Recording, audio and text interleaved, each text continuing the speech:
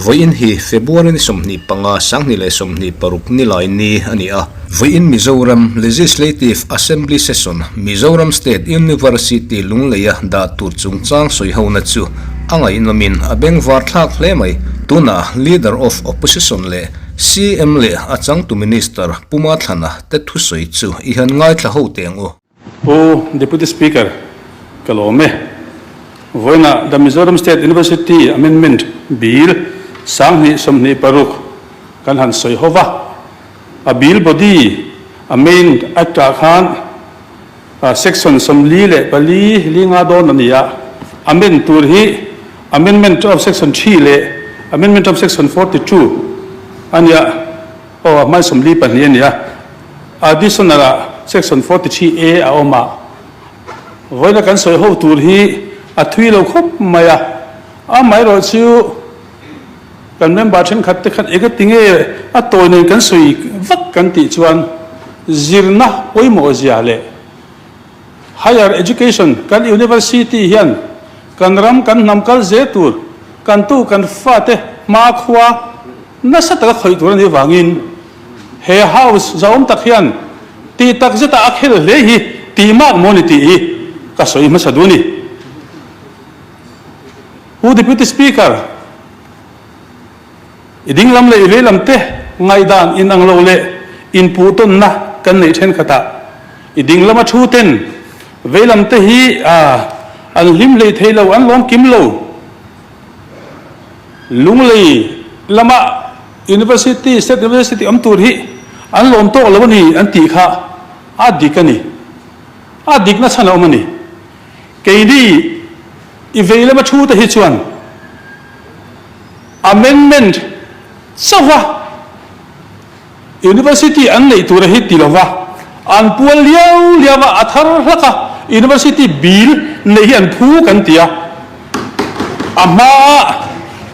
ai zol ta na siam kha repeal selangin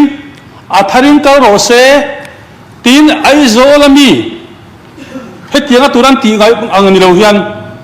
resolution kan thelu amat phei chuan Mizoram State University headquarters Aizol om tur hi taltang selangin athar hak lungleya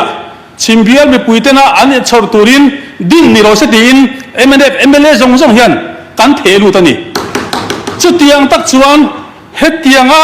Aizol ta tura siam to Aizol ru tina lungle pek hi dikta chon zoram chunga inpo om hi kan du lawani in una kan doni chimle marti kan soi te he house hian amoyo kan tiani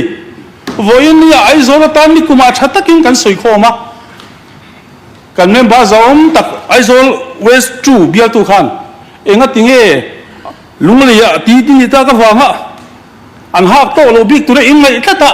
mu niam na in nei mi ti kha he ke ma ni lu put phunga ni lo ni kumla ma khan I veila ma changin lungli ya omro se kan ti ngoi ngoya lung la ya cho class to college pangata la ni pani chawan ne an kin lo tian ni iding lo mi ten cho changan ni lo airport na ya aw mangai visiting professor ten lo kal do na ga airport ha sia a theilo an tia chimlam ta na soi tu anom lai po khan a theilo ti zong zong chimlam hian an sai thlawani ti hi he iding lama sarkar keng tu te kan rin ran tu to wa ga soi lo theilo kan ni keini in chu wanga lunglei lam kan soi ni lo kha min tua wangin an ban tam nei ni kuma khanin Aizol headquarters kha min da ani tit an soi ya amasa MNF sarkar lai bulletin chhun ya ti kha adik khapani July ni somthum pakhat sang hi som hi pathum a khan khati lai council of minister khan NEP 2020 in bo saina tan hian Mizoram State University siam hi achunani kan tia chumi tan chuan angai tu tur committee te po kan siama khati la kan minister zon tak dr ala thangrian khan october ni somthum sang hi somni pali khan voi khat chu a meeting pui sang ni somni palia somni pathuma a meeting pui ani oka si somni poko sang ni somni pathum pu deputy speaker ka soisual oka si somni pakwa sang ni somni pathum khan meeting puani ni somthum le pakwa vel chia university drafting committee kan dina tang ni somthum le pakwa chia Mizoram election punan hi wangin MNF sarkar khan thui tak amhuna ai zol ni ro se lungle ni ro se tika kan rel theng man lo cabinet paper ro lu theng man lo sim cabinet a engkim ti lu hi chu sarkar tu na ZPM kai hruai lo kal nuwa cabinet a lu ta nikuma Mars nilia he house a hian he Mizoram University B la hi pass out kan ni azin kong kan ngai to kan soi to zong zong thir khan voin ne hian all sam lu tuka hetia kan tha le hi I veila mami te put speaker kan riru nat na em chan pakhat chu he assembly za om na hi volangai nikuma kan pasa kan soya heta atula cha kan ramtan NEP 2020 en hian hei hi akan kal phutangai kan sum sai sida ping lo anti ngoi ngoya ani long ko te kan pas puya tu pa thu tho chat afa ha khan khak kheng le thu tang te hi adik kan ti lo he ram lo re na za om na hi von nu chu kan ti ni a dot le jon kan ngai duana lian em chu voina hetianga kan son rum na chan hi Mizo society het impact chalo tak asiam doni kan sia tu te ne mo ba na inova tu te ne mo sarkar chuasan inova wanga ram nuk tur thil poi mo kan mi thiam ten an duan an ngai tua uluk ma political party thin lungpo pulo research basin kan mi thiam tet ngai tu na fuan kho mi na an tia acha kan tia kha tu te na mo an nor na wanga hetia kan ti hian madino ka eng thu nge lo theng champhai lama chon thalai polten an MLA de ban turin kar velocity te khalo machine apoi mi tu kan du ani chuan thadabin house a soi leila in ronila atule kan ripi langa atule university ang panhi na po kan siamanga tan ti ture don la ya voin ni azir chian po om lo an va puan lai te khalo university thar kal na turatan government aizo college office turte rong an lo no ya an chu thleng te engki man lo ti fela directorate om zong boy pui tu te chu an va phun sa em om ngai da pon chelo angai tu boy pui tu te po khan boy sin adik tak chuan nikum loka te khan kan higher technical education minister po khan July ni sang ni som ni panga khan state university thun hun tur luang mual government aizo west college hun tur te po kha juk lo chuta chuan education consultant po des toy oma amun te po kha news lo chuaka phei chuan government PR a phei kha chuan amun lai chan to angle saskia bible cha somthum point pali da ang hialin soyani to chuti taka mala na kal to anga to nga news a po puan chuani to lai khan vo india kan han thla le thut thi chu adik lo to pani ti hi ka soi le du ni ador le kan soi le du chu order kan chua voinia order kan nei me october ni som sang ni som ni panga pastor college tour school of social science government aizo west college school of humanities and education government aizo college le IAS ia school of science government veterinary science college school of economic and management government Shangbana college school of engineering technology Mizoram engineering college kan ti te hi tur kan university lungle om tur hian akeng zel do dem ti ka job duwa vo in ni he hi order thar kan siam le mai don nge don lo nge an ma khuwa turte chumi tur tan chon a college te po zir ti tu po alo in siam rema master degree zir ti tur doctorate degree nei rual te po kan da kan ti to lain kan som dar le chum don em mi nian vo in hian thui zo kan ram kal tur hi hero re na kan ngai to tu ni lain ho tu te in soidani diking ka khelawani voinia kan hausa apulu tu tele kan minister thang khat khan in soi ni som pasari november sang hi le som ni panga cabinet meeting in kan ngai tua intia cabinet meeting minute zong hi ka dil chuaka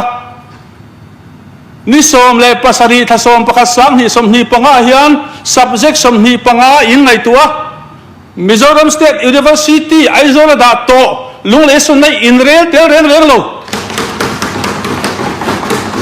additional กันเรละอินติละ additional ประคัตที่ตาเฮียนให้มินิตารุนลังอ่ะชุมีอาชวน Deputy Speaker, Nichina Kasoi. Government Mizoram allocation of business. Agenda chona lawa anhuwa kan soi nitin Deputy Speaker. Tu diglo kasoi ngai lo. Kan soi chiang ani. Deputy Speaker. Cabinet Secretary lawa atu fualte mineral ang chite cabinet decision ni tawon mi. Minita po lawi cabinet decision. Deputy Speaker nakina vote kan la khuna. Tham ti lo chuan min vote pui lo sila. Deputy Speaker kha minute di do na kan tak mai. Speaker ข้ามีจุ่มข้าในเส้นดาวกันตีแรงๆเลยข้ามีจุ่มว่าข้านกันใส่ข้อมันนี่กันติเจ้านี่ข้ามีในจุ่มข้านี้บานะใส่ข้อมันกันเนี่ยข้ากับบินเนตมีเอเจนดาพวกนี้กันตีแรงๆเราเนี่ย กับเบติกันไงตัวตีเนี่ยDeputy Speaker ข้าบินเอาติบัวยังหุ่นข้าทุดุนกันนี่ข้า additional item อาโปอันใส่เตลแรงๆโลอาดดเลียชวนอาคายทิลตะกะกาบิเนตเฮียนินby circulation ตัลปอินอันป้าสัญญาChief Minister เมื่อปี November ที่สมเฮียปวนเสียคงNovember ท่า December ท่ากาบิเนต by circulation กันเอ็นเตียงกันที่กันดีเลยเราอมเรียนเราJanuary พออมเรียนเรากันหูชุนจูAssembly zone นะกันเป๊กวางอินอินเราโทนนะวางเลยบิลเรากัลโดนะวางอินนิสมปันให้ February ตุนท่าอาคาร by circulation จุกันติดจ้าวะDeputy Speaker เฮียนรัมซิลนะรัมนุอันไงตัวเคลมเสีย politics อันห้ามชนะตัวจ้าวะเฮจิระอันสวสัมดานที่อันหลังนี่อดีตตักชวนการสิบปีลุงไอ้นี่ปุยเต้เรมติเราตีเสลานะขึ้นหน้าโหดละคุณปุ่มวันปุยตีเรมติเราตีลำข้ากันสวยเมียหรอมีตีนเฮียนกันตีอมตักกันตีกัดเชียนปานี่ค่ะDeputy Speaker เรมตีเลยตีเราหุ่นอาช่วงกันสั่นเฟลตักกันดิ่งมาอย่างเราลูกเฮลเอ็มสูกันดูจุชิมเบียร์มีปุยเฮียนอันผู้อังตะกินอันมานีปัวลิน University บิลทันในเวเซนไอโซลหักตูร์โตสตาบะหุยริงอต section เคลมเตตีดังลำเฮียนคลาสตาร์โรคอลเลจส่งที่พอตีดังลำอมสีหรือว่ากันด่าเฮียนอาตะกินฟังสนไทยสีหรือว่ากันตีไม่นี่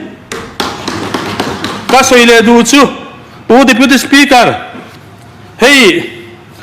ก็ไงตัวนั้น local อมจูการให้ Technical Education Minister ฮีมิเทียมกันนี่ดิก็ conviction เนี่ยอัน conviction อินังละวะมันนี่กุมาขาน University Bill ปุดลูกขานอ่างไอตัวน่ะไออินเปกนะมิเทียมอันนี้น่ะหลังมังเงี้ยกติยามิเทียมแต่ทั่วกับมังอ่ะอาจังกายะ House member ลุงโอยตกเรา February ที่สมทีเลยปริยัติสร้างที่สมทีปังอาโปลุงเลยลำ MLA ที่ได้สัมภาษณ์โน้ต MLA ที่พออากูออฟฟิศอากูมคงว่าเราเทเราที่ละดีเสียแต่สิละลุงเลยลำลุงโอ้ยเราตูนพออมุลาวักกัลจิลนัตตาอาหัวเส้นมังเอติชมังเอ conviction เฟลมังเอกัลตีนี่มาเซขัดที่ข้าป้าสว่างอินลุงเลยจง college ปัญหาเจ้าวันเนี่ยอาเทโลอาติเต airport ลาวางเนี่ยเทโลกัน state เนี่ยเทโลอาติขันมี conviction สบายกันกัลตั้งตากัลลมปุยนี่มาเซเหตุยังอ่ะVawiin niya ni kumlo ka at silper po alaral ma at halo tika at super zokid at iluyin ni chuan kay chu he officer ka chu halo at ituran ni chu mithiam ram ta rin pitan chuan ngai tu da ti ngai turan ni Vawiin niya amma lumo ta ka pulu le ngai ni chuan khongai principal khongai heram education ta na khongai angai tu na ka ti ni Vawiin hay no confidence at cabinet collected and movement. Mak ang ring daw chu. Heso ka kalpung taran ya. Nimin pialo ka Asian Current Development Council bill. Chief Minister House Leader bill te kan ngai tua. Kan han pass thelo te kha chu no confidence pakhat khan ya. Amara sil. asan cha kan soi lo he sarkari kalphu thammak takani chu hei kan ngai tu angai ni pu deputy speaker ka zo trip atop la lama chuan Mizoram Education Reform Commission te kan dina chuan kan education chat dan tur primary tanga university level hen angai tua he thila hian chette me aron ei lo chu education reform commission member then khatte status kan en chuan the PM support AMA professor then khatte an riru analut tu kan an chap ngoi goi ni kha kan ramzir na an pongsual atini afa poi em tin kan higher technical officials te amuna feel wa ka thok tu ram ta na cha ngai tu zong te an bypass na sa ta ngai da khel bi an siam ani hei riwat po hi apoi em mani kan kal ze tu university ma han thiri na university how to ber tur chancellor kha chief minister ania pro chancellor kha education higher technical education minister ani boxia abul kan hanchuna directorate the secretary ne kan kal do na voin ya hian kal kong has tam tak nan yang heyero he sarkari kang endu hetia ka kan ti tarau rawadi chuan chan sang wang po ni seng real rung het principle rung het nei to turin he sarkari kang en ni chimbia mi puite ta na an kutan ben to na Mizoram State University lungle hi son to lo turi indiam ro se MNF legislature party le evena ma thu ta hian kan thi lu kan lom pui voinia pa kan pass pui don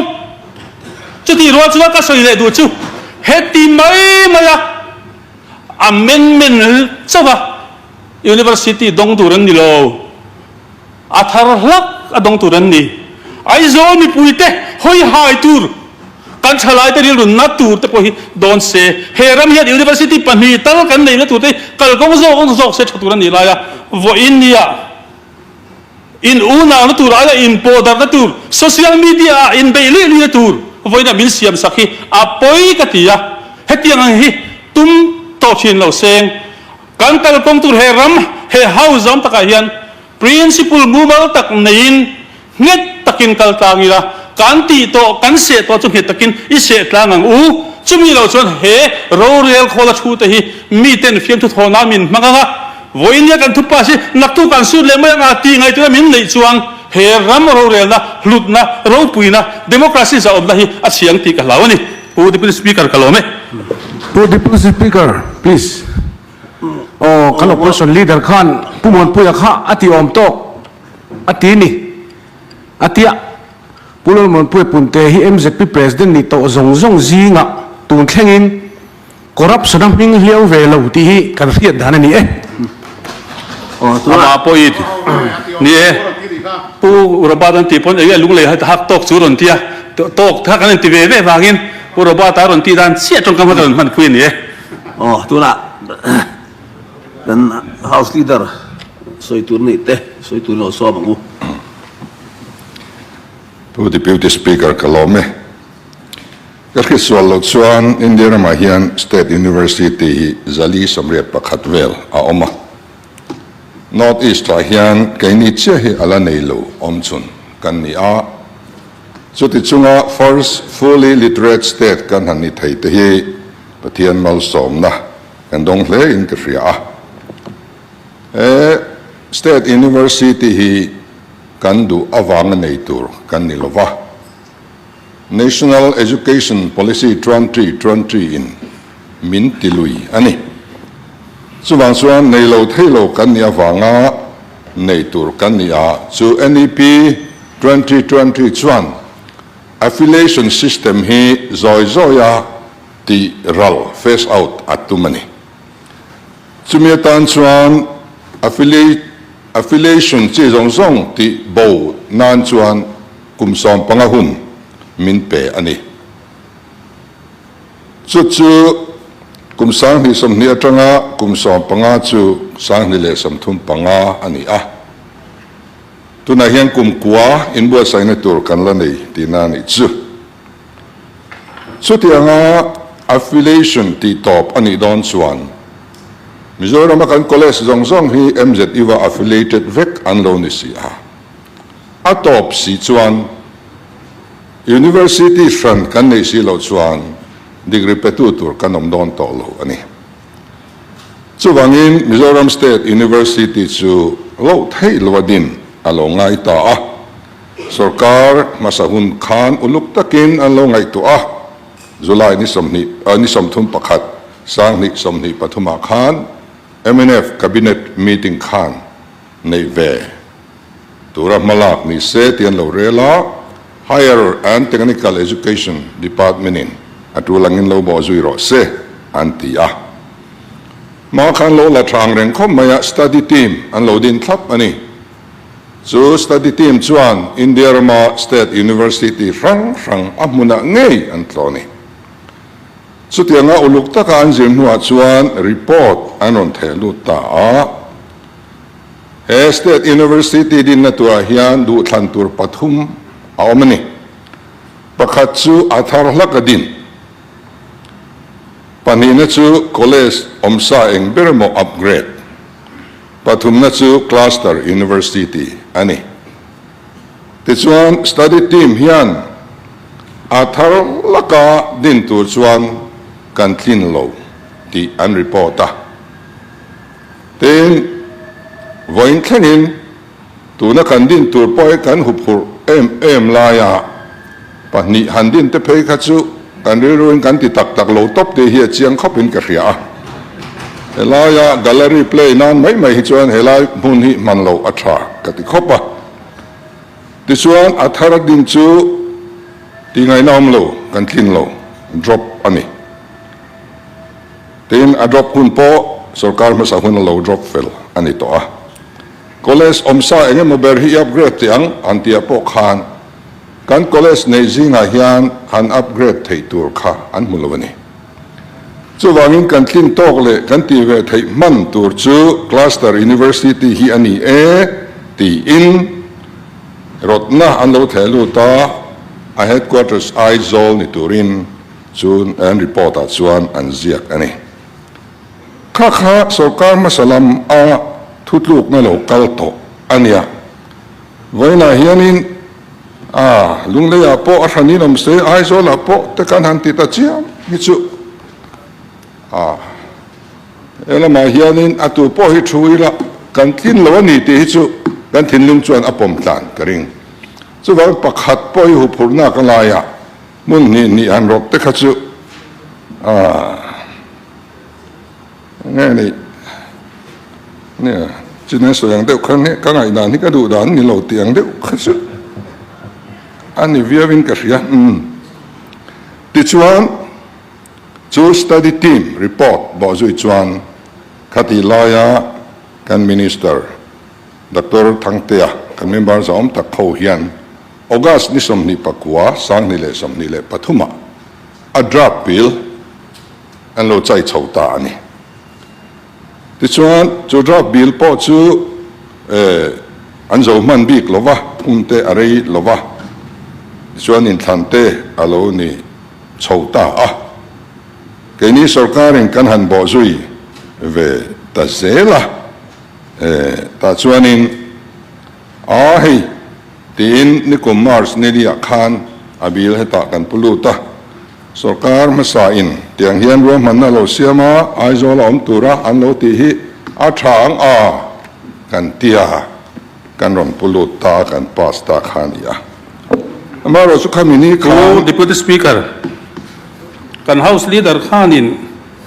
thu soi kha oga si somni pakwa sang ni somni pathuma kan dina changrei lo te a khati lai minister Dr. Thang Teu khan an thu ni maya a draft bill final a khoi tu chu October ni somthum sang ni somni palia tuna kan minister ho hian a draft bill an final a mun po an thang felani Post Speaker,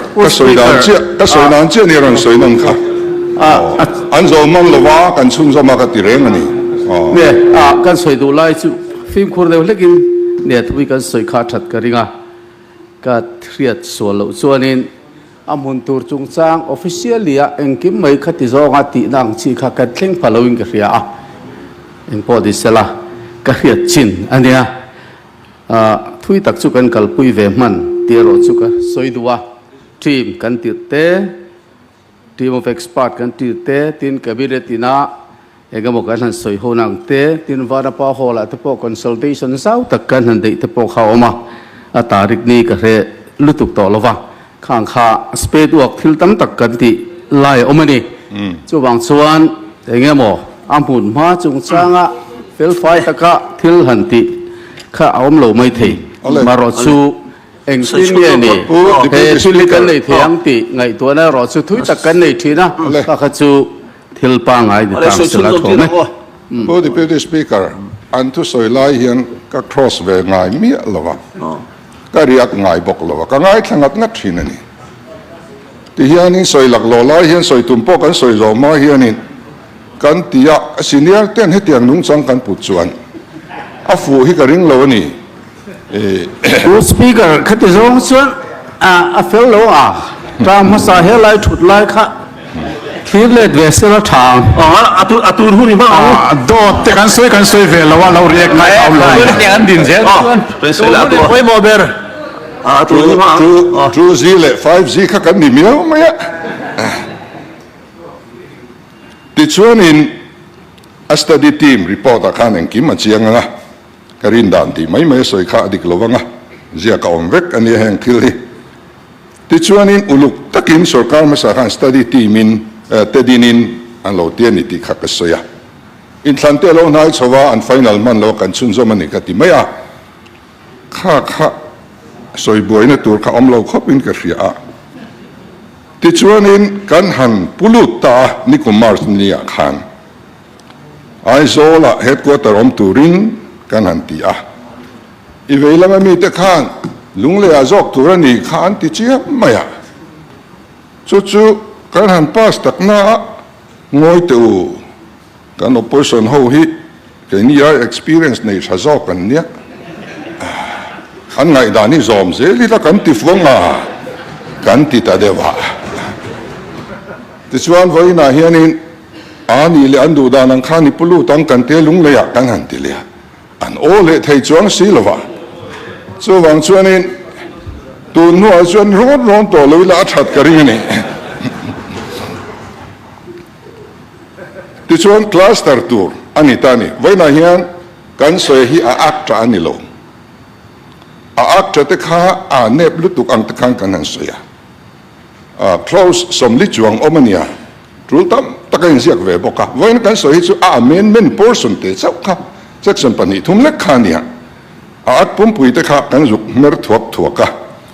ti chuanin atum dana chuan cluster tur kha panga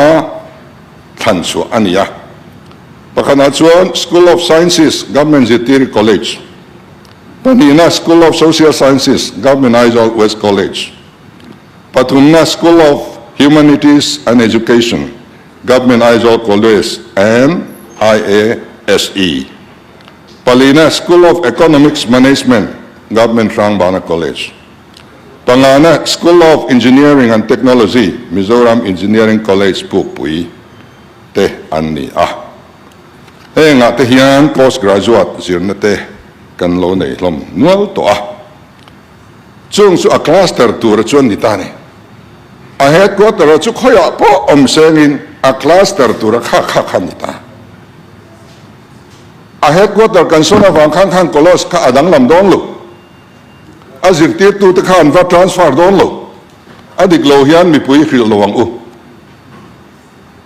tuna campus zau tak mai MZE te anga student kaldul na tur ani lo office tur ani de ber mai tichuan a cluster college khachu angai vekinan omong kani soi thaivak hi adiklo tichuanin multidisciplinary cluster university tur duan ania kumkwa hun kan lania kanin upgrade zelang a cluster tur po kan nati bel zelang tiang chuanin kan kaldon ani tuna hi chuanin khatia kan ti theinua chuan MZU khuchu PG Institute PG zirna chau le Research Institute angin a function chau to don ani ti chuanin kan college dong zong hi Mizoram State University and degree pe to don ti na ania administrative block kha helai mun ya nom ro sa kan ti na mai ni kha a headquarter kan da na khan college kal lai zir lai zir ti tu pakhat ma khoi boi do lo fourth grade pakhat po khoi boi don lo angai nan omang nakina chuanin PG zirna tamzok te law te home science te environment and art science te chifang sang kan la zir zelang tiang chuanin kan la ti chho zel tur kha anita ani ti chuanin a campus tan po hian ramzal takangai lo campus ni lo kam sia dan pa ngai campus mun zau tak nei zilai te om do na faculty member te po tam tak om na tur kha kha ni lo amuna ta nen mun zau tak kan ma mo lo administrative block a omanga conference center te omanga guest house te omanga account section te omanga examination branch te omanga kha kha tok ni ten mi state po hian an capitala kher state university andalo north east kan en chuan Nagaland chuan Kohiba andalo Dimapur anda Meghalaya in Shillong andalo Tura anda Arunachal hian Itanagara andalo Arunachal hian University pani oma pakatsu Pasigat ania pakatsu Namsai Lohit district adai ani omni so wangchuanin miti lo ang po ani boklova tin ai so la hian thil hi kan ek beng na sa ve to a kan ngai thak tuang khan MZU te kan neya NIT te kan neya ripan kan function trip to boka chuan Central Agriculture University Noya Vedic College kan neya ICFAI kan neya Integrated Advanced Studies in Education kan neya Law College kan neya Hindi Training College kan neya College of Nursing kan neya khang zong ai zol hin kan da ta ni engem traffic po atizam na se me mani ai tu na no pang exam han zo va traffic hi tu na hina ziom ta via vani tu ni thum chung mai po hian kha kha ni wangin thil hi kan in distribute thiam ve de te po hi angaya ti chuan kan ma mo tu ro chu exam center ani pu exam center khomain Dimapur Khopuya University omati kha kan house leader zaun takhan tuna NEP New State University hi ani em ani in ka ria ke chuan ani lo point Kohima om lo frim frim ani mani lo mo Dimapura om private university ni chu private point khopui kheran lo zong lo ni chu ti chuan kan ma mo zo tok tur chu kan ma mo tur zo ka chu exam center lian hall lian pui kan ma mo don ni an om na muna college chuan exam mai ang exam chu ma se answer paper endik tur khan sota lung le headquarter om wanga an dik tu tur zong zong an exam paper ne na ankal vek aboi thak don ei chu kan hu vek chu mi ngai lo tur chuan ai zo la hian exam paper check na tur building lian tok tak kan sak angayang chung ta sukum ko chung chuanin kan ti thei dura in ngai ve ila ti chuan an mani mun thwa khan an exam mai don ani exam paper en dikhuna khan elai hall zau de lai tuna university apo kwan zau puyan nei to a amaro chu exam te arwal chuan boi thanga ni lem lo chuan khung te po ko man thenga tin convention center te po kan nei do na speaker khong takin khami soilai lo khan pro vice chancellor kha aizola hian da thei da na omangem khami ni chuan khami exam paper zong zong kha lungle kal ngai lo aizola lo enve thenga khalai khom thei se va thadon em na chen kan soi ga de kan soi thei hil pal na ti chuan iti voi to lo cluster college te kha lungle ani don khan an top don nge don lo ti te kha kanin zo na ani a kan ministerin alaron sang fianga an top don lo ti kha kan soi du hrim hrim a headquarter sona wang cluster college ka abo don lo a che don lo adang lam don lo then the titu te kakan va transfer don ani boklo kha tilom zia ti khafia ilangin then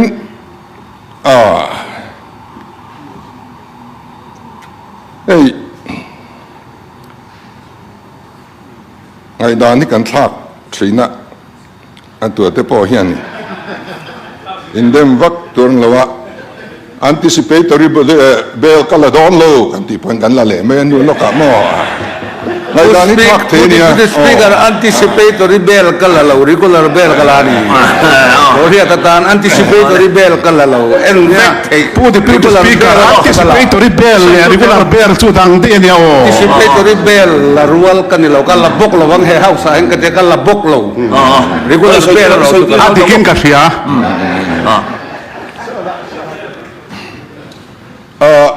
po deputy speaker iveilama mi tele kaini hi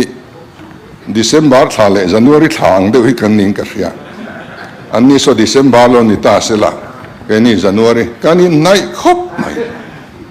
amaro chu in tong le tur zon kan kar hi zaw en box ni kum pui ling le khanga ya in nai te si hen kan in lat le du thina bo tha khom mai tin southern campus te kan han chuk tela ne kha amuntur ten lo ti fela mausin rama ania amuntur kha amaro jo self financing mo ta culture ania wang khan au pur om le aram tur chu om amaro chu a site preparation om lova kalkong pola om chuang lova khani ten engineering college te po sa ni som pa ko khan prime minister an lo hon tir dai to kong po om reng lo tui po om lo eng po om lo faculty member jo so lo grade 4 pakhat pon lo point lo and ting prime minister khan hon tir ngam okati chu kai ni chuan tu na hian class ton mai thei turin thei tok kan chua tru zong zong kan ti me ka kum som panga chung an ti thei lo kha kum ni chung in ti kan tu mani Pu Deputy Speaker, kum som pangat chuang ti thei lo ti kha fiel as well so trying ka ria a building te alo in ma house na zong kha tu te nge ti kha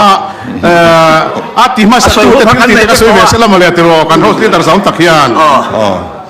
speaker khala khan so khala ya building kan sa kan so ban lo ba khadiang kha lo hian be kha thani kan tum suan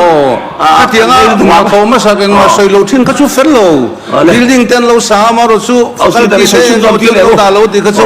so khan kal chi a ka chu ti ne ro chun thudang ni ro se mo se sin na kan lo tho ve zong zong kha ada zero ka chu dik lo wang po deputy speaker party pakhati kum som ni chuang an sarkara party pakhati kum som pasari ivel sarkar to boka khami chunga ti thailo kha kainin kum ni le ti vela hi kan ti do ne ka ti mai ni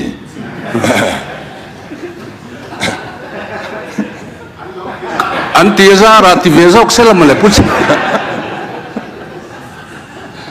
covid te kha kan chuan lama dik chia chuan covid kha mal som na ro pui takani sarkar tan chuan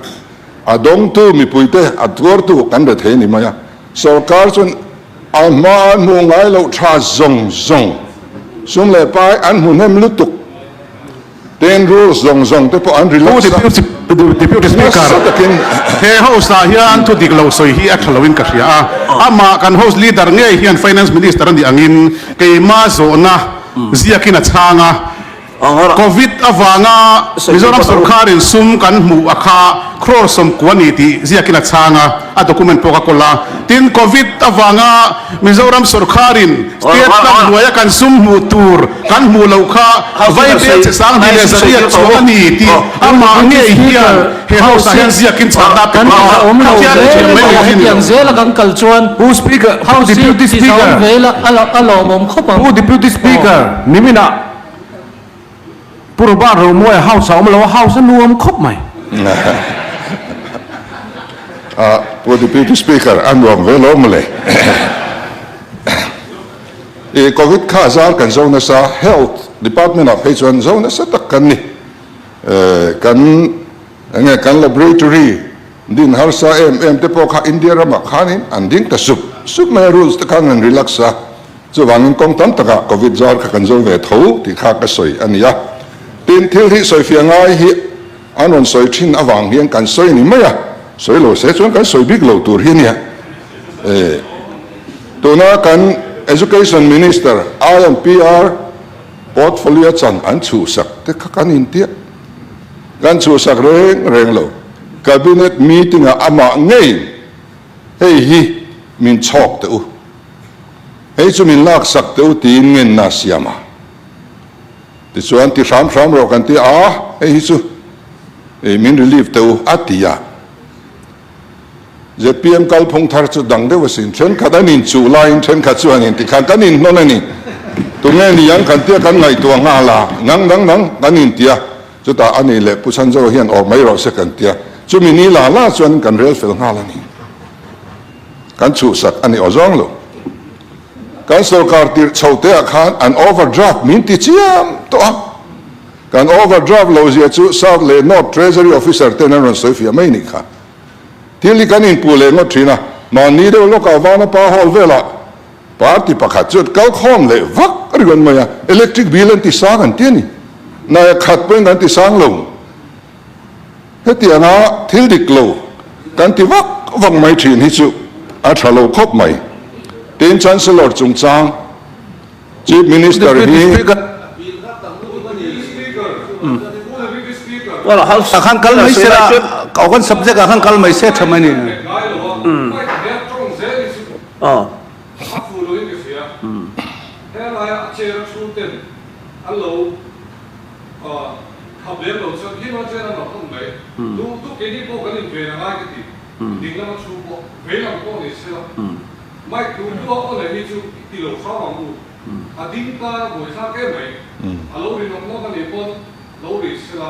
alo on me alo kan me dia kan ti chuan house kan sa lo so in the fear ini ko kan in ve na ba ki ve lang ko hi in ve se la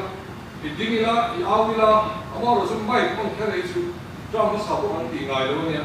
ti lo sam te ni ko ko chu lo din su wi to da ni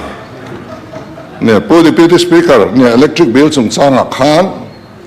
RDSS scheme noya smart meter kan mang do ne tin department point abil period hi athui do ne tun trum chu ti kha mi puya an khil lok thap ani a re ta kha apung ani lo abil period ta kha as thui ani a chan chu zero atanga bulletin an do wangin bill dik lo te om to lo ne turin om mun atanga online kan ti thei tura an buat sai wangin mi pui ko warning min pesa ka kha an khiat lo karing miat lo bum thai kan nei mual ma na anti lui ringot ning ka ria khatiang kha kan ram politic hi ati topani hetiang hian chuan chancellor chungchanga hian state thren khada te po chancellor hi chief minister te an lo ni ve a state university a chuan ngun takin kan hroi tu ten an ngai to a India ram suk thlek dan te kan han ngai to hian kan educational institution te po hi ahim ta love mani le ti tur te po hi soi om ta ni kan institution poimo taka het te hi engemaw ti zonga sa khwa ti bi neina lampang hoi zonga ngai thei kan educational institution te sa Fanai ani chho ti te chiar tur atam to kan threthoin karing chung thil lo thleng thei laka chuan governor kuta om hi ahim kan tiberla kan ram chief minister ngei chancellor ni se tu po lo sarkari la kan himang ti kan rina wangin hei kan da ani tin po deputy speaker centralization hi kan sarkar hian kan kalpui zel dona tuna tanga reilo te po hian financial decentralization kan ran ti chuak dona administrative approval te expenditure sanction te hi finance and deal ngai to lovin department secretary te kan authorize don ani hi transformation atling don ani chutiang zel chuan institution poimo te po hi mun franga hian district franga hian la decentralized ve zelila kan ram kal kong te thatial tiala azim tial tial ang ania one village ang deuh kan ni mai hun hi a thleng dona chuta chuan kan tumbera chu regional imbalance om thina hi maso na kai rual lo sem rual hi kan tum ani chu chuanin tuna lunglei po hi khati zongai to na kha minron pe a tin lunglei hi mana ta to kan second capital ngar ani thik tura ka ngai lo party apo hianin district headquarter danga hian party hianin block te kan la da furani kan district headquarter hian lunglei ro chuan MPC te MNF ten mana ta to block ngai an da lo district mai pon da lo sub headquarter kan ti dai ani ZPM page 1 southern headquarter kan ti ani so wang chuan lunglei hi chu number 2 ani na hi chu thik chia po ke ka ngai lo fa andin mun pani na how vessel andu na hi a hei chu genuine takin an right apo kan ngai sak ve a try in ka ria a tin hei airport te po itanagara nikuma khan meeting kan zuk neya chimlama airport mun ya thlang turin mintia khisam ram molcheng sauta sonin kan han thlanga lungle tang dai te ni rem em maya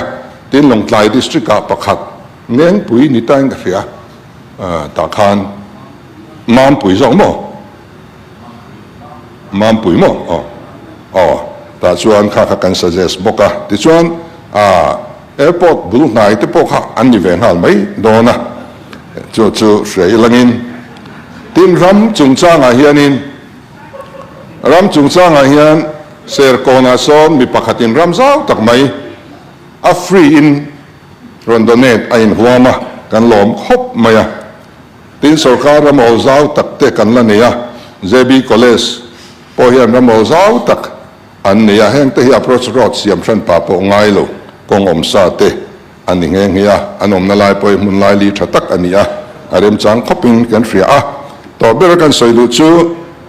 lunglei leitlang pui mi pui tele kan chim lam unau te laga hian kan sarkar le kan party po hian bat kan nei ve rima khati zonga in lo ngai du ani po khan apoi ka ti lem lo LMC 100% ne na min petu wan nia so wang chuan du sak theina kan nei ani chuan kan du sak ve tura po ka ngai ni alom ome kan tia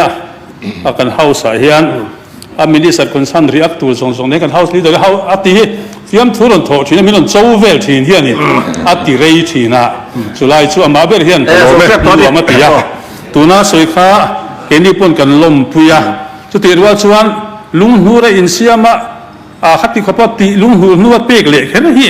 inge mo mangai na mak takan de kan ti ole tuna chuan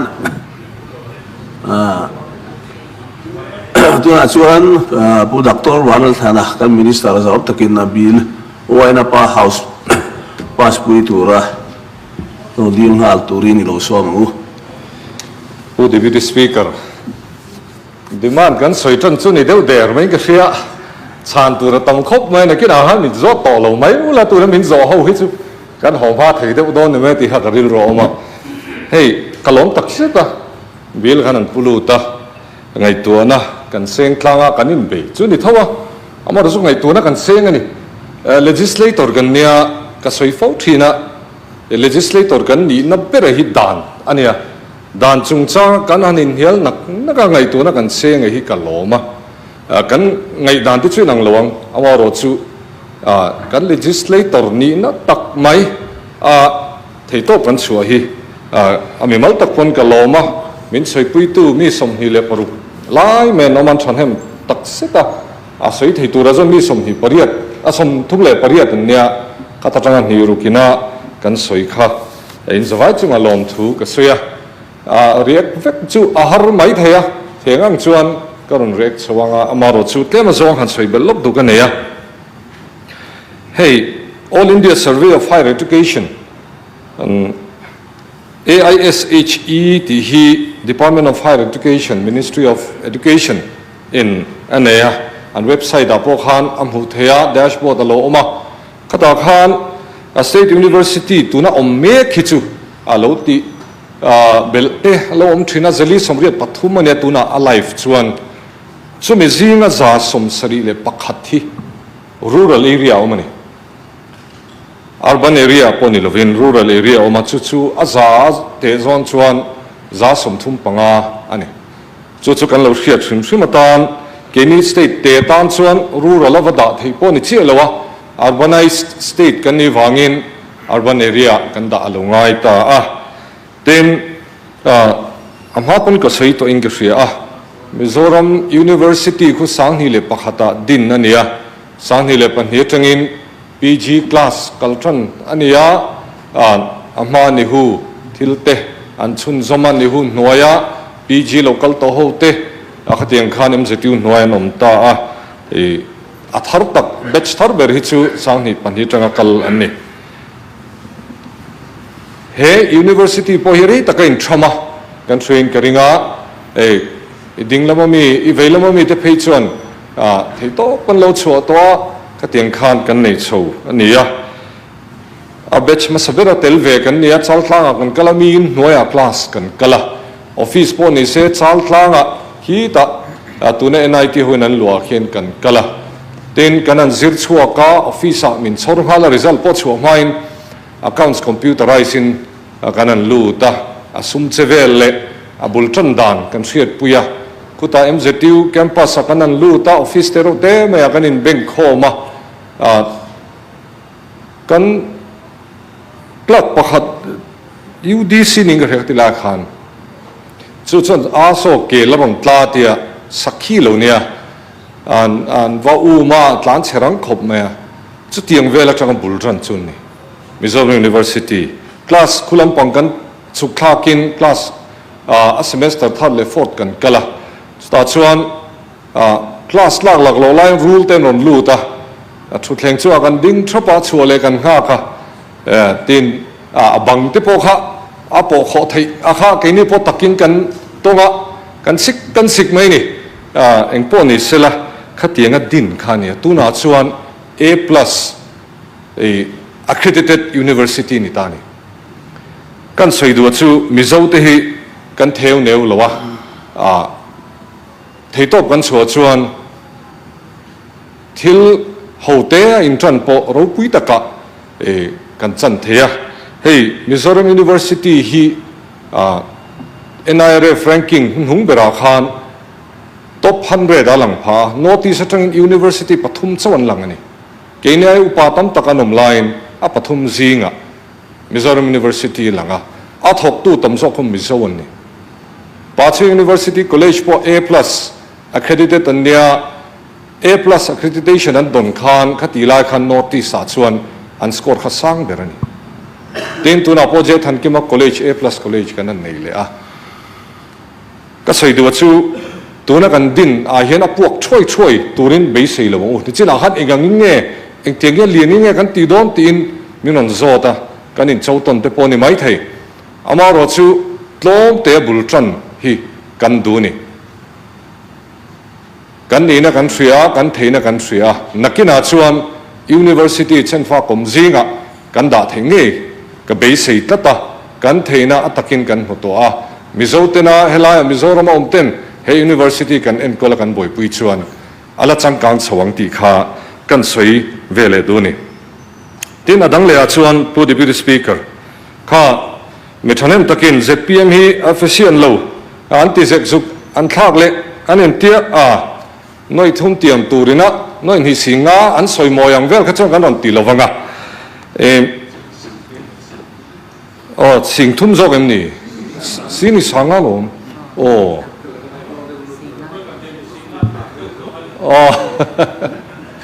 engpo ni sela kum sang ni som poli chho khan hey kan congress sarkar ten man lo la chho to minute hlui po mu tur oma ka ta han ai boka ai zol area anga ni si khan college pali ti ai zol not college salama son ni mai sela ti in ro manna an lo nei to sani som pori athleng an sarkara second thought tan nei tamia lawa tin sarkar thar an lo om lea sang hi som hi teng ngai tua chho ania mano la thui khop maya sadiki manin dina nichina kan member zom tak Dr. Al thang le na ron soyang khan an ngai tua thui man lo khop mai a mai ro chu draft bill a khan ama howa ngai tua ni lai khan aizol dan to ni ngai tua thalen hun pom ngang mai ama ro chu second thought kha an nei lem lova soi tu tang tak po mang zpm chuan be in huamin nikuma thu na kan lo siam to kan putlu nge kha tuna chuan kanon din chu pui le a zpm hi mi pui sarkar ania mi pui du dan ten kan kala kan ril ro om ber chu mizoram ta na thangem tin khati hun lai khan pu the speaker ai zola da angai na chana omani cluster of colleges scheme hi atop to na a khala allotment an siama kha an la pekim lawa chumi chu kan tranga chumi tlin theidan tu chu kan ngai tua tling tur chuan an mani lung oina zan turin pangatal nei dani ngai tuang kan te chu tiang chun kan mani nikuma po han kan ma kan lat kuta minister kan huna po kan la deal ani min pe vedan sam ngai to te kan tia rusa 1.0 le rusa 2.0 a khan cluster of colleges scheme hi oma rusa 2 a phejan claim to ni notice a pakhat deu chawan pe a chuta tang chuan viable che somnga panga te anu a phejan viable che zadong te pon man tia chumi chu kan eat ve a ke ni chuan ke ni state tan atang kai do ne mai ti in aizol da dan nge kan ngai tu a aizol pak adang kha kan hoingam lo ni lungle ati do ni la government college kan ne kan cluster thei tur kha chu lungle government college le jebona college ani jebona college hi tuna fi chun tuna an campus nei sa hi hanti bel chuan tur po om to si lo he la an ram ne ya kan vati te ni lo chuan ke ni kan man mo to sia khati hun lai khan lungle da harim chang lo ni po deputy speaker kan an deal zela khulamin min chang be dong ta scheme zo to a space tila allotment a kha tho khat lo mai la thei to love rusa ni loven tu na chun pm usha kan kalpuya nakum marcha chu nikum chung chang chu ka soi nakum marcha mar sang ni som hi paruwa hian a scheme zo do na chu wang chuan cluster of colleges scheme noya sumpe he chu kan ti thei lowe anti ta wain khodang kan hoi ta ni helaya lunglei kan du saklo awanga mot helaya khodang champhai te mamit te poniang adang kan du saklo wanga ni lawa sum kan don ve tu kha kan I ta kan don ve thei tur kan ngai kha kan I ta kan ma amaro chu kan be don ta ka wangin ngai tu na thari seng mayang mi pui in hati ti hian min aw na sa sia chu bang chuan kenya ni zpm policy a po overall development kan soi thina lunglei na ron ngen na sa midang ponan ngen thona lunglei da da ni ngai to mayang tin lunglei da kan ti thutani o deputy speaker ka ten khan miran zo chiang sela chu ama khan enga tinge ti mi ron kom sela chu kaning sil turania ama ro chu in sil na hun te polo omlo te ponianga eng pon ni sela ti khan thu chiang zo ka kanin sil ta an tran te po kha om via wani kimma han sia lo kha chuan enga tinge ka ti jek zuk khian ti te enga tinge ai so la mai ni chang ro pui se enga tinge lu na lung le ni ta ti kha ama kha chun ai so la da nge kha puisa kan hu theina ni wangin min kan hlopa kan be no ta ga chuan khodang kan hoya lung le da kan ti thlota ni pu deputy speaker ni china helaya kan house leader te kan member pui te na an soyang khan cabinet meeting kan ne khan kan rel hawa he thuli chu thu dik kan ne amaro chu ashanin minute a chuak lem lowa minute a hana chuak lem lo kakuta he ti theina turin ma lo la dan ngai toro antia han puan zar vak te tu pom lo bil lu nga ya bil drafting committee din thar le nga ya bill drafting committee dim thar le policy thilania he thil chu hetia han rela han ti chuk chuk turpo ni chia lawania sarkarin cabinet meeting in angai tua steng chun thuk na siamani salaya kaltura po inin shil darange o te kanin tia kanin cha a chief minister in puanga salaya pon lom viau ni ti kan thria a bill drafting committee din tharlenga ya kanan dina chu chana ngai tua lunglei ti chok ni lo hian adang hi ingai to le lo lo ngan tia UGC rules kalzong ti palom theyang kan te khami ngai to tur khan thut kho ma ngai voi khata ti theilawa akala law department a kal lenga ya aron let le cabinet kan ti lu lenga ya a file kal dan chu pu deputy speaker iveila me te hi a chiang tu zo kan ni ti khan by circulation in akala February 30 ra khan aron chuak ta ani helaya hian a cabinet a ngai to ani lo ti ang chi te kha a oma a om viawa a minita khanaron kal lo miawa engpo ni sila hemi chung changa hi chuan ngun takin kan ngai to a felfai taka kal theinan rom manna siamania chutiang chuan voina hian kan ngai to ta ani ti khan tam tak chu karon chang tan deuh chu ning ka ria a chuan pu deputy speaker min react sak ngai te se khain ron ti hlom sia tlema zong kha kaloin buat sai kan ti deuh sung sung nge dan siam thathi ngatinge zp ma chuan an tia kan member pakhat khan ron tia an thopui te MDA lampang te po farm law pathum te po kha kum khat mai dan la le le thowa a sei tur tam mai kum khat ma ti dang lam le amend le dan hi tam lu tu kan hai chuak do nei chuan kan in pe chau thei ZPM kan ni ta ka kan ti dang lam ta ka wanga le lo ta viau wa in chua hi chu ti dan tur po ni leming ka shelo sei tur tam example tam han google la ron chuak zu zut mai eng po ni sela kha chu politics ania helaya han din pui te po rem changa ga ten salai lung le college chawa so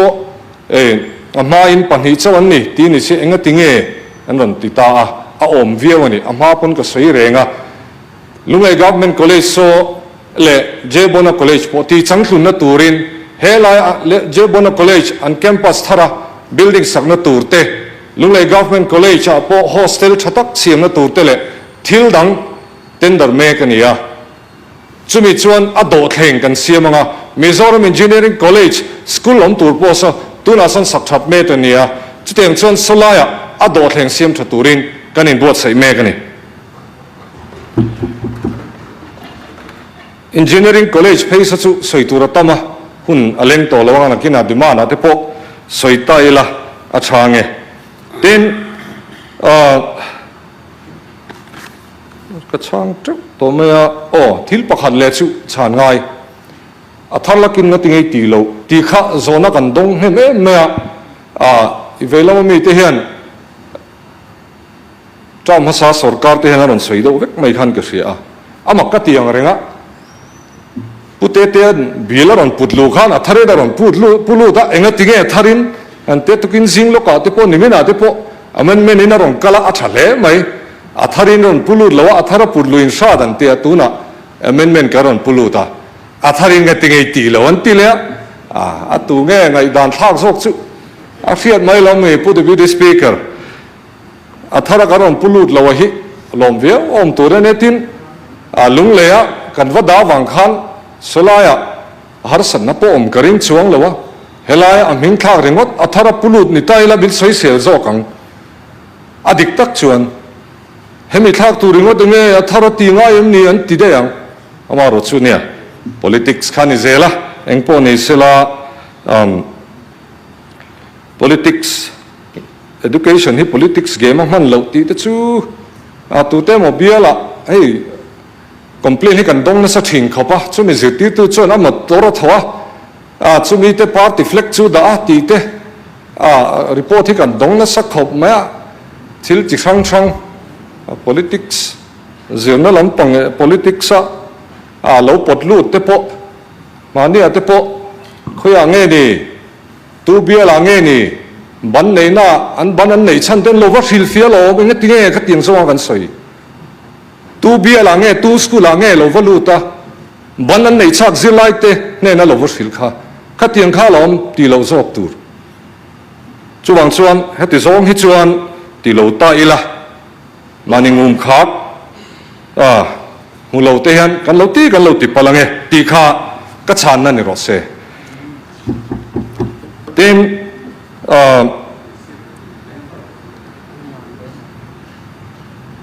ka chan chuk me he be lo ro to se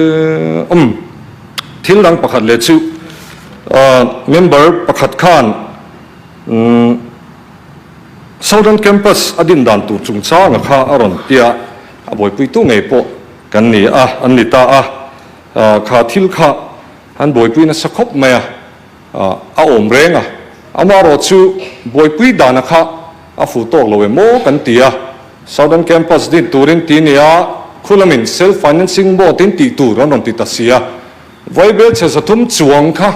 DPR an juk thelu ta state khan kan tum le thei si lawa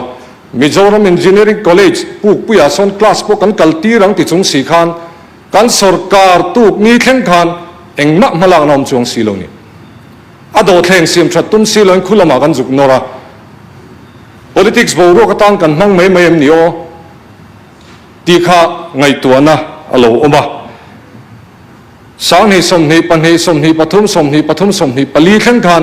mala na chun zom na talowa lekha po alang theo me mar san hi som ni pan hi thleng khan malak na oma aba khachu Speaker, look at a point for clarification. Ne, thầy tổ kha asti sarkar hianin MZU Southern Campus kha tin tur ni lo di ka khria ta poi mo MZU Mizoram University ti ania kanen pui thawa ani hianin DPR fel fai tak an siama engkim mai University Southern Campus om turang siam ti thlapa khalai khachu anti ania Mizoram sarkar lang pangkha adin tu tur kha Southern Campus kan ni lo ti kha kan thre ta tha kha chiang da ven University kal phu kha ani ti kha amaro chu khatia principal permission kan han bua lai khachu kan hun lai kan nor chwa kha ani ve January ni som basari sang ni som di kha ani kha kan soi mai nia hanin dem bak tu po hom suang lawa thei top chu kan chua amaro chu kan soi pho tong khan COVID le thil dang awang te po niang HIV ministry khan sum har sat da kha atok na save khop mai kha communication po dio letter po voi doi lo ka sia ke ti kha kan soi lo ka ri chu nia po deputy speaker asoi zel na khan sarkar atak aron tia sarkar atak khan prime minister an hon tira an boi pui chun zom lo kha ataka thlen thei da kan ngai tua tuna hen kan pui thlin me ka ni tin sarkar atak khan ashanin pro chancellor le chancellor turkha chief minister le chancellor tan chief minister pro chancellor tan minister high technical education kha kan da san lowa sang hi som hi le pathuma meeting a khan minute omveka sub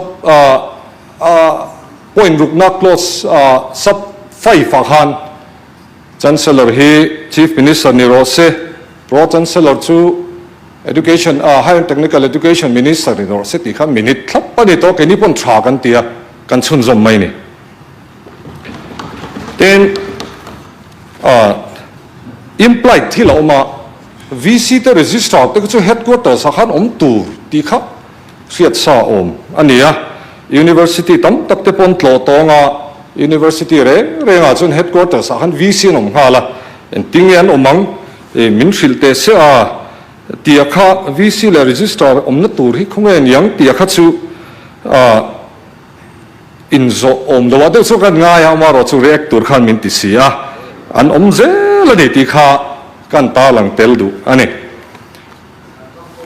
o deputy speaker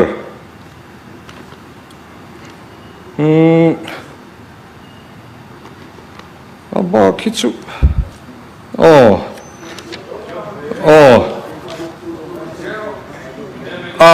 นักกีฬามินโลเดียมินโดนชัวชาเลี้ยงตีกับเราเดียวว่าอิติโลลองกันอินหันหัวเราบุกresearch base เนี่ยงั้นติงเนี่ย justification ตีเข้ามานี่ justification เนี่ยการหันไงตัวนี่เช่นนักสยังคานresearch base เนี่ยปองไอ้เรา ZPM ชวนกัน manifesto decentralization of administration กันปุยกันตัวจู่มีจุกันเราจีร์เชียงตัวจู่กันชุนจอมาที่เฮียนลุงเลยละมากันดาตะไมอันนี้ทีนี่ขัดนี่ทุ่มกันเล่นบอล ผู้ดิวต์สปีกเกอร์cabinet meeting minute ที่เอาเราตักเอ็มมีเขาเต้นสวยข้องคันถูกตกไม่มีcabinet ส่วนกันไงตัวเงี้ย leader of opposition พวกข้าน by circulation นี่นั่นพวกมาตีข้านนี่ไหมมินใช้บอยช่วยกันเรื่องดาวส่งดูแลกันเข่งอ่ะปอยบักเลยเนี่ยผู้ดิบิวต์สปีกเกอร์อีเวลามินนั่นโซนนะฉันง่ายเด็กไม่เอามาผู้ซีงุนเลียนจุงอ่ะในเมเลสมตะกินอารอนโซค่ะอาเวลิดคบไหมคอลเลจดังเต้นติงเงินเซลโดนอารอนที่เขาฉันง่ายกันเสียสุดท้ายชวนสุดท้ายลุงเลยเจบีคอลเลจอัตเลโดนเอ็มตีเตเนี่ยก็เสียงขันอดโดดเข่งเนี่ยง่ายพีจีคลาสกัลตูร์ชวนเล่นเด็กเล็กเตงไงจุดอย่างชวน faculty member นัตูร์เตงไงตัวนาเฮียนอันรำเฮลายะเลนสเตเดียมลำปังไงมีฮีจุกันเต้นดาร์เมกติค่ะอดโดดเข่งเสียมพุทธไงอดโดดเข่งที่กันเสียมทราอันดงเทนี่ที่ชวนไงตัวนักกันเหล่าเสียงกันตัวน่าชวนลุงเลย government college ฮิชวน school กันดิ่งไงจูไงตัวน่ะ headquarters นัตูร์เนี่ยMizoram Engineering College School นี่โดนบอกว่า school ปังหิจูพดโดนะบ้าข้าจูอัตลัดสุปังไงตัวเทปง่ายโดนะทินลงไกลเลสิฮะ college ข้าอารมณ์สวยลังอ่ะวิาวะมารถจู PG กันกัลเทนตัวที่ไงตัวง่ายไอโซลาเฮียน college สมปักหัดเฮตียgeneral เด็กเล็กอังจีจูเต้าwomen polytechnic ไอโซลตีเด็กจูเราด่าชัดไตละก็เลยส่งพอเขาต้องเห็นปลีจับขันนี่ก็เลยส่งข้ากันวัดที่เวกเลวสกุลตัวต่างขันจู่วันส่วนไอโซลมีพอกันละดาชัดไล่ขันเสียหายเลยลงไกลลำปังพวกกันละดาชัดเรียงไงโดนะอามารถสุดกินหุ่นเตลักลังสเตทสุรการที่พอละหัวสัชวะขัดเองสุ่มเตกันในนี่ชวนไงตัวด่านเตอมังNEP 2020 เฮียนcollege autonomous college ด่าเด็กฟูริตุมมาจู่อัตุมันเนี่ย college เรียนตักเอาเงี้ย multidisciplinary เลย B.Ed ปกสิทธิ์นตัวระเสียมเวกตุมาสุดท้ายจน school อังนี้เราเป็น PG class อันเนี่ยพวกเขาอัลเลมโดนะจู่มีตัวชวน head and vision ที่กันในเวอขึ้นมาเนี่ยพวกจู่มีตัวเราที่พวกชวนไงตัวนั้นที่พวกเสนาละไงอามาเราจะกันสุ่มดินมุนไงตัวไงตัวน่าสิชวนอะไรตีเทลวัง Deputy Speaker ข้องไว้ตะกิน JB College ค่ะอามุนอันโซนา building ทัดแต่อันสักเฟลพอดโลส่วน class of college ค่ะอัตเลเวทีรีดอนโลที่นั่นนี่โมตัวน่าดิชวนตุนดินหัวหน้าชวนตัวน่ากันเต้นดาราโปเฮียนฮันตีเล่นวิวกันตุมาเต้นดาราตัวเขามีอัด develop นะตัวน่าอัน campus ให้ชวนฮาร์ลุตุค่ะมุนผู้ริดนั่นนี่แหละตัวอันนี้โดนินอลังทัดมาเตลเทรามเสสุชาคบจู่กันเต้นดาร์เมกลอมเต้นดาร์โดนะนี่จู่กันเต้นดาร์โดนะเสียงชวนกันติโดนะเต้นกันเสียตัวจู่ State University บีละฮิไอโซลตานาตีปอนี่ชวนเราลุงเลยตานาตีปอนี่เรามิโซรัมตานาตีนี่ให้กันเสียเสียนังไงairport ไหนตีขั้วนี่ก็มักสวยขัดดิกเร่งนี่อดีตตัดชวน college เทนขัดพอฮีเฮลมาดินนี่ชั้นชู airport ไหนอันดูวางนี่ NIT เลี้ยงปุ๋ยพอ airport ไหนเสลาตีอันเอ็นเตปอนี่อารมณ์อารมณ์เริ่มสั่นวางเตปอนี่ตาเสลาเอ็งปอนี่เสลาdraft bill สังนิสมนิปทุมาขันไอโซลตีค่ะ draft bill a khana om to ni kan sarkar tir pon khoi mo lo ni la kan tia khan ai zol ti kha lang vek to a ma se zep thu cheng lo ke ni pon tha kan ti ni tha kan tia a hun la ya soyang khan fan kan awangin ke ni pon chun zoma tha e kan tia stiang chuan a tha chuan sarkar ma sai na ma lo la na chun tha kan tia chuan kan chun zoma kan chum zom zel bokanga hunin kan din hunin a zirta lo wangin kan be sei tur om thei tak si lo wangin stiang chun lung le kan son ta ania sei tam tak kom kara coin so like to so I zola da an tum na than ber chu sum paisa skiman be sei wangan ya anum chara engma be sei tur om torun huwa lung lei lama soifia atir han ka soifia vek to khan ne tlatin khria atir lo han ka soifia to nia ni ngai thla chi ki la lo ngai thla lo ni mai thei chiang ka ka soifia lo mai ka chu ka soifia lo wang pudi speaker ka chu soifia lo wang ngai lu le chu ka lu le de sham zo ko ni ai sa sia ba ba wangin i soi de zel kan an lu ngoi kiming karing pudi speaker ato pa kan lu to nge chu ti chuan ti toila the Mizoram State University Amendment Bill sangni somni parukhi iphalna le he house zom tak thiat puina in min pass pui turin kange na chu kalome